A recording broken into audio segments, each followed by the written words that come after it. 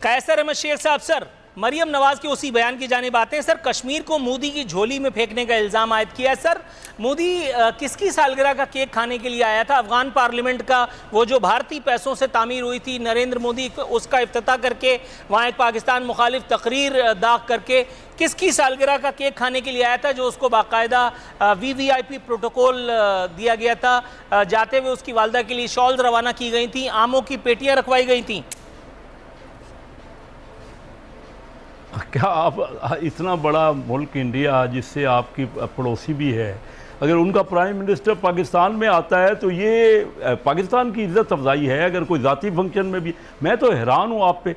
आज मोदी साहब हमारे प्राइम मिनिस्टर का टेलीफोन अटेंड नहीं करते, तब आप नाराज़ हैं। और अगर वो prime minister all the way एक ज़ाती फंक्शन पे भी आए, कभी भी आपके कोई भी आप हमारी जो रस्म रिवाज है सब कॉन्टिनेंट की, अगर किसी के कोई फंक्शन में या किसी के यहाँ, तो इज़्ज़त उसको दी जाती है ना।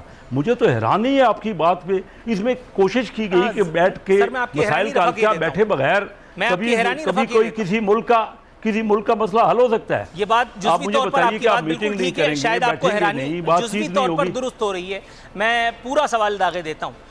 सजन जिंदाल जैसा जो है एक आदमी उस वफ्द में उनके साथ आया था, अगर आपको याद हो।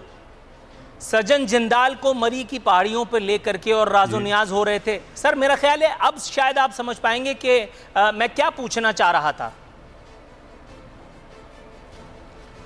नहीं, मुझे नूरुल आरफीन वाकई आपके सवाल की, क्योंकि ये खामखा के प्रोपेगेंडे हैं। अगर प्राइम मिनिस्टर साहब को इतना भी नहीं बातचीत किसी से दूसरे प्राइम मिनिस्टर अपने यानी पड़ोसी मुल्क जो कि अनफॉर्चुनेटली आपसे उसकी मुखासमत है, आपकी उनकी एक दुश्मनी हो गई है, तो मामला तो तभी हल होंगे ना जब आप आपस में बैठेंगे। या कोई और हल मुझे बता दीजिए, और क्या तरीका है? या किसी मुसलमान मुल्क को डालेंगे बीच में, और या अमेरिका को बीच में डालेंगे। तो जो कुछ करें आप उससे सबसे नाराज़ हैं। ना खुद मिलें, ना अमेरिका की कोई हम कहें कि वो समझौता करा दे, या चाइना करा दे, या कोई मुसलमान ममालिक करा दे। तो मुझे कोई तरीका बता दें ना। आज 74 साल तो हो गए पाकिस्तान को बने हुए, और हम कश्मीर का मसला हल करना चाहते हैं।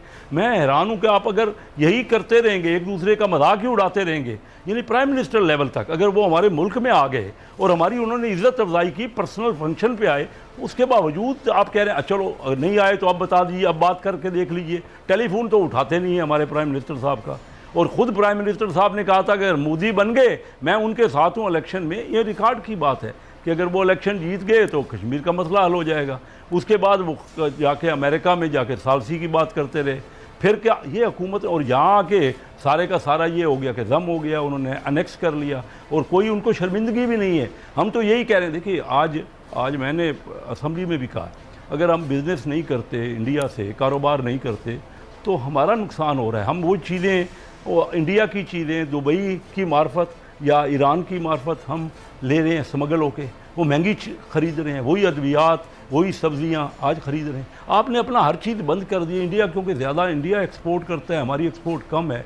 हर चीज़ हमने बंद कर दी और महंगी चीज़ें ख़रीद रहे हैं। और कहते हैं, हम ये कह रहे हैं कि नहीं, जब तक कश्मीर का वो वापस नहीं करेंगे एनेक्स जो किया है, तो भाई बैठेंगे तो तब होगा ना कोई बातचीत करें, और इसमें ना एक दूसरे की तानाज़नी करें। कोई एक दोनों ममालिक को चाहिए कि एक मामलात की शुरुआत करें, नहीं तो अदरवाइज़ तो कोई मसला मुझे तो नज़र नहीं आ रहा। हर हुकूमत ने कहा कि वही नारे ही हैं ना, फिर तो एक नारे हैं, खोखले नारे, कि 74 साल हो गए कि हम कश्मीर बनेगा पाकिस्तान। हम तो सुनते सुनते क्या हुआ, क्या कहीं डेवलपमेंट हुई?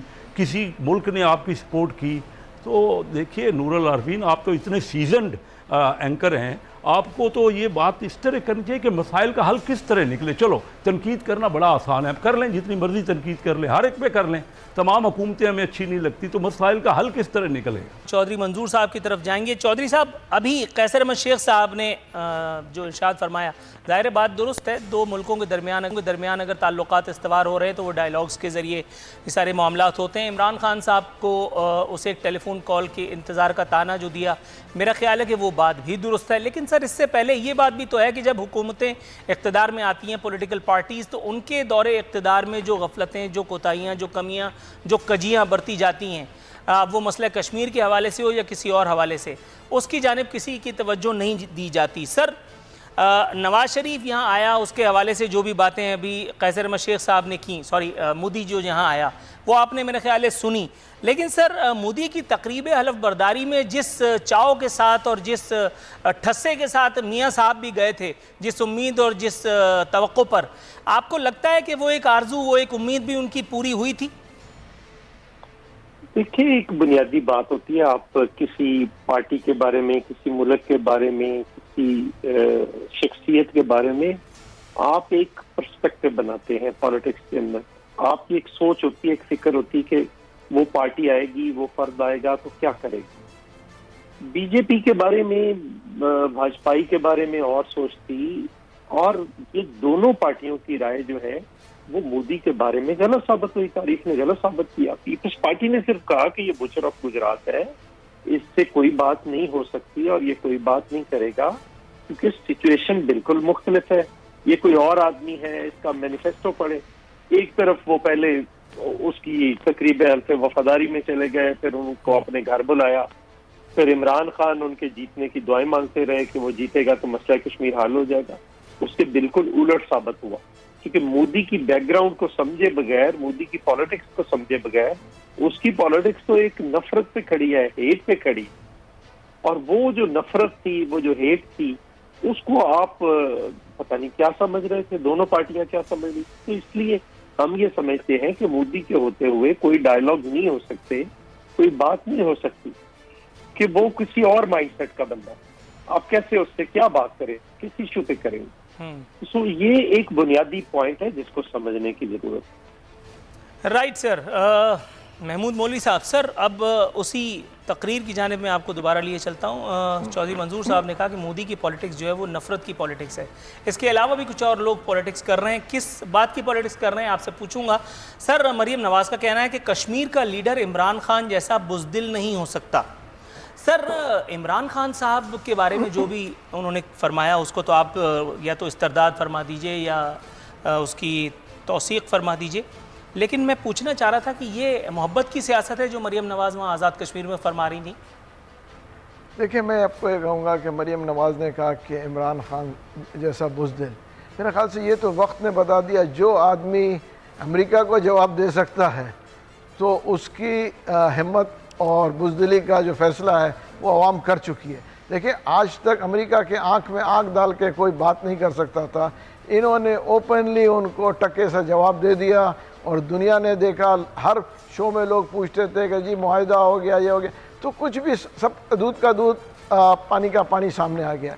तो ये मेरे ख्याल से देखें ना, ये जो अभी बात करना यही होगा ना कि स्लोगन्स हैं जो वो अपनी पॉपुलैरिटी के लिए कुछ ना कुछ तो उनको बोलना है ना। वहाँ पे वो अपने जलसे को कायम दायम रखने के लिए, वो अगर वो तनकीद नहीं करेगी इमरान खान के ऊपर तो वो बात क्या करेंगी। उनके पास मवाद नहीं है बात करने को। जिसके पास मवाद नहीं होता है बात करने को तो वो दूसरों पे तनकीद करके और वो उसको हाईलाइट कर रहा है। अपना दे ना, उसके जवाब देंगे क्या है, क्योंकि वो ये तो नहीं कह सकती कि नवाज शरीफ साहब ने बहुत अच्छा कर लिया और हमारे दौर में ही हुआ, तो वो तनकीद करने के वो बुज़दिल है। देखिए, दूसरे को बुज़दिल बोल के आप दिलेर नहीं बन जाते।